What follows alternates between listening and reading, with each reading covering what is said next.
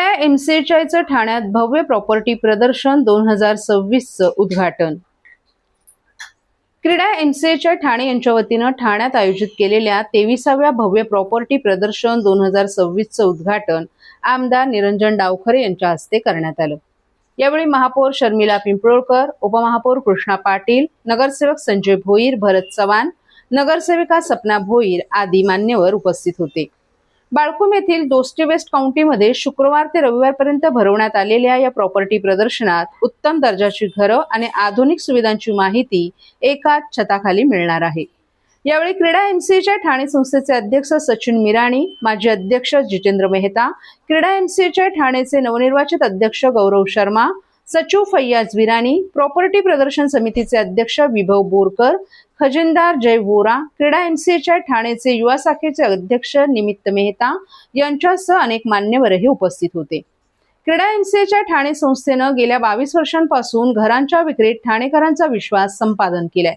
गेल्या 22 वर्षात भरवलेल्या प्रदर्शनाच्या माध्यमातून हजारो नागरिकांना दर्जेदार आणि उत्तम सुविधांची घरं किफायतशीर दरानं उपलब्ध झाली आहेत। त्यामुळे क्रीडा एमसीएचआय ठाणे यांच्या प्रदर्शनात गृहविक्रीचे आणि प्रदर्शनाला भेट देणाऱ्या घर खरेदीदारांचे नवनवे उच्चांक प्रस्थापित झाले आहेत।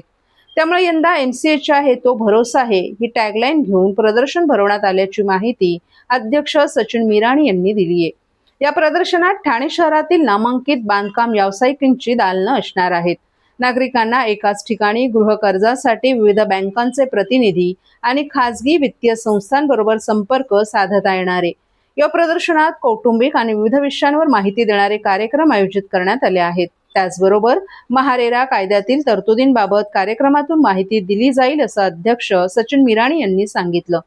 प्रॉपर्टी प्रदर्शनाला येणाऱ्यांसाठी ठाणे रेल्वे स्टेशनच्या पूर्वेकडील आनंद चित्रपटगृहापासून मोफत बस सेवा उपलब्ध असणार आहे। या प्रदर्शनात मोफत प्रवेश असून पार्किंगही मोफत ठेवण्यात आल्याची माहिती यावेळी देण्यात आली।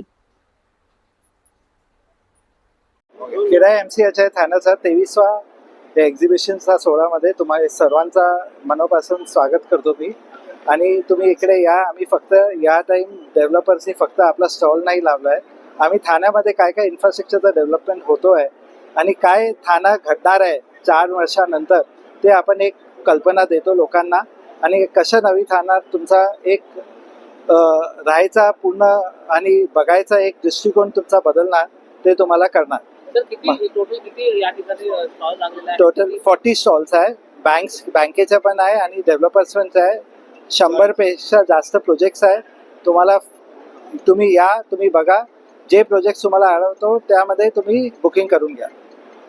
थँक्यू। ठाण्यामध्ये एमसीएचआयच्या प्रॉपर्टी एक्झिबिशनचं सुरुवात झालेली आहे आणि 3 दिवस सातत्याने दोस्ती काउंटी या इकडे वेगवेगळे ठाण्यामध्ये होणारे प्रोजेक्ट्स हे शोकेस केले जाणार आहेत।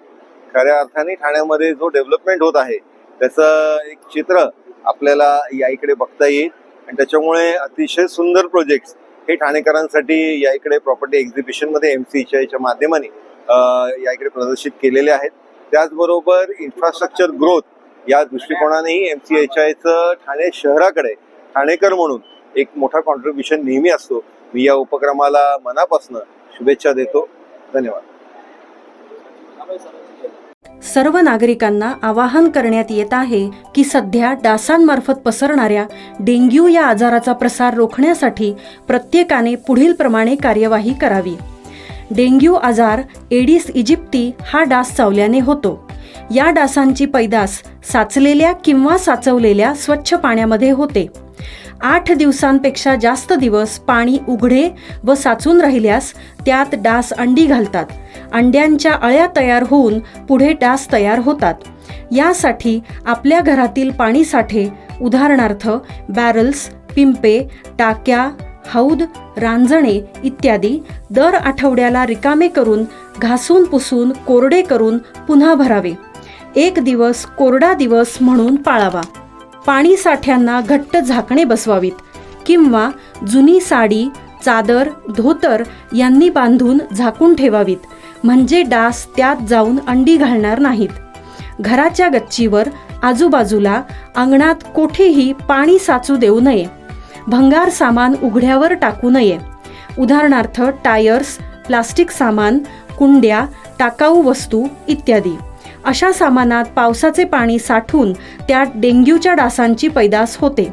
घरातील कूलर्स, फ्रीजच्या पाठीमागील ट्रे हे देखील वेळोवेळी कोरडे करावेत. लक्षात ठेवा, नुसत्या फवारणीने डास घनता कमी होत नाही, तर त्यासाठी डास पैदास ठिकाणे नष्ट करणे ही आपल्या सर्वांची जबाबदारी आहे. कोणताही ताप अंगावर न काढता जवळच्या शासकीय रुग्णालयात मोफत औषधोपचार घ्या. अशा प्रकारे नागरिकांनी सहकार्य केल्यास डेंग्यूचा प्रसार रोखणे सहज शक्य आहे.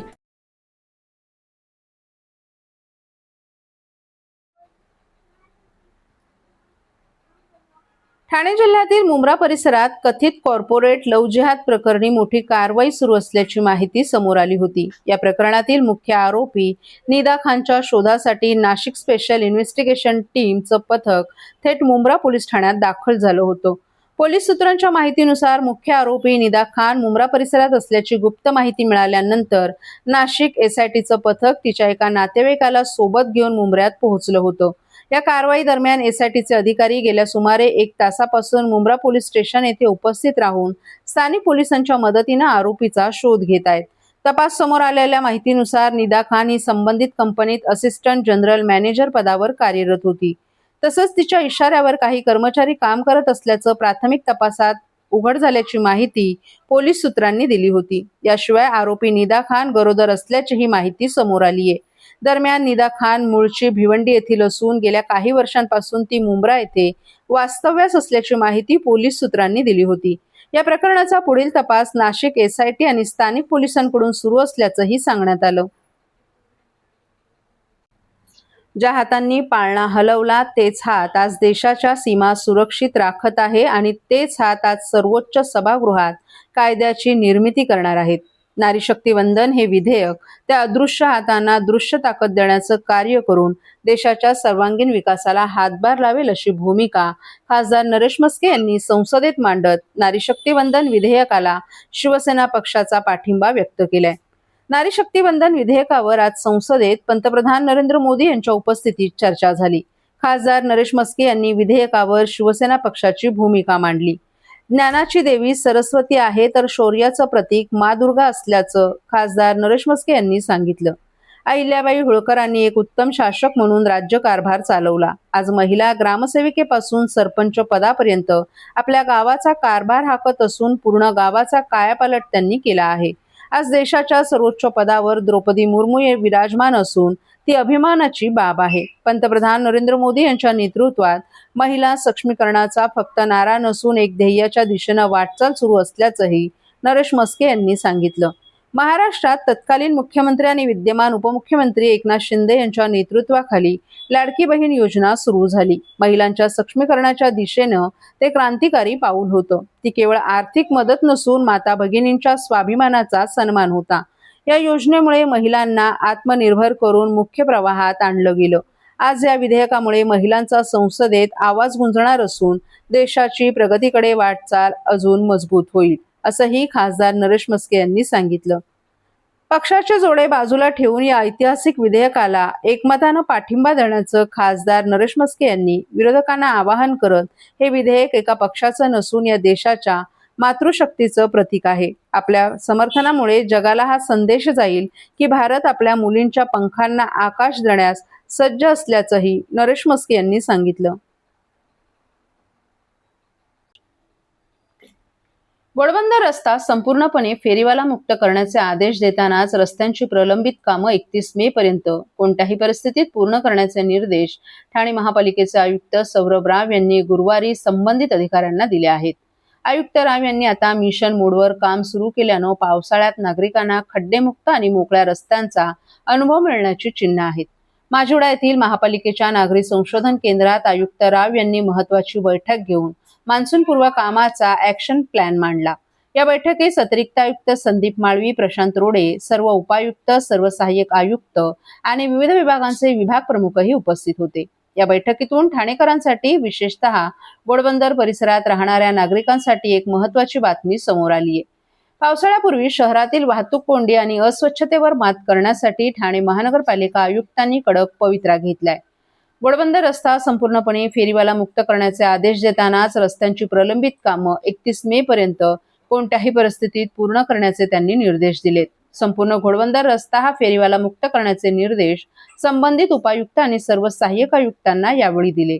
माजिवडा, मानपाडा, वर्तकनगर या परिसरात रात्री उशिरापर्यंत अनधिकृतपणे व्यवसाय करणाऱ्या फेरीवाल्यांवर संपूर्ण मान्सून संपेपर्यंत दैनंदिन कारवाई सुरू राहिली पाहिजे असे निर्देशही त्यांनी दिले आहेत. आज के जमाने में क्या नहीं है ठाने में, देखा नहीं होगा शहर ऐसा जमाने में, शब्द कम पड़ जाएंगे खूबियां गिनाने में। चलो जाने जाने चलो जाने जाने चलो जाने चलो जाने जाने।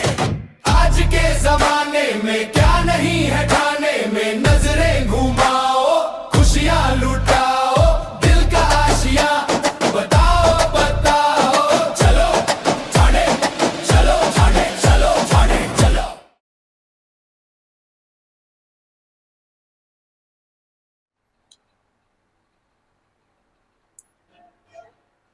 ठाणे महापालिका क्षेत्रातील वाढती लोकसंख्या आणि पाणीटंचाईच्या पार्श्वभूमीवर काळू आणि शाई धरण उभारण्यातील अडथळे दूर करण्यासाठी मंत्रालयात जलसंधारण मंत्री गिरीश महाजन यांच्यासोबत संयुक्त बैठक घेतली जाईल असं आश्वासन राज्याचे वनमंत्री आणि ठाण्याचे संपर्क मंत्री गणेश नाईक यांनी दिले आहे. गडकरी रंगायतांमध्ये आयोजित केलेल्या जनता दरबारात वनमंत्री गणेश नाईक यांची भेट घेऊन भाजपच्या नगरसेविका नम्रता कोळी आणि भाजपचे शहर उपाध्यक्ष जयेंद्र कोळी यांनी काळू आणि शाई धरणासाठी पुढाकार घेण्यासाठी निवेदन दिलं. तसंच त्यांचे ठाणे शहरातील पाणी टंचाईकडेही लक्ष वेधलं. ठाणे महापालिकेला स्वतंत्र धरण असावं यासाठी राज्य सरकार सकारात्मक आहे. मंत्रालयात संयुक्त बैठक घेऊन तांत्रिक अडथळे दूर करण्यासाठी प्रयत्न केले जातील. तसंच या बैठकीला स्थानिक आमदार आणि नगरसेवकांना निमंत्रित करण्यात येईल असं आश्वासनही गणेश नाईक यांनी दिले. ठाणे महापालिकेसाठी स्वतंत्र धरणाची चर्चा सुमारे 2002 पासून सुरू आहे. मात्र काळू आणि शाई हे दोन्ही विविध मुद्द्यांवरून धरणं रखडली आहेत. दोन्ही धरणांचं भूसंपादन पूर्ण झालं नसून ग्रामस्थांकडूनही विरोध केला जात आहे. यापूर्वी बारवी धरणाची उंची वाढवण्याच्या प्रश्नावेळी संबंधित प्रकल्पग्रस्तांना महानगरपालिका, नगरपालिका आणि तत्सम प्राधिकरणात नोकरी किंवा एकरकमी मोबदला असं पॅकेज देण्यात आलं. त्याला प्रतिसाद मिळून हा प्रकल्प मार्गी लागला. त्याच धर्तीवर काळू आणि शाई प्रकल्पग्रस्तांना ठाण्यात 400 ते 500 चौरस फुटांची सदनिका किंवा एकरकमी पॅकेज असा पर्याय ठेवण्याबाबत विचार करावा अशी मागणी नगरसेविका नम्रता कोळी यांनी या निवेदनाद्वारे केली आहे.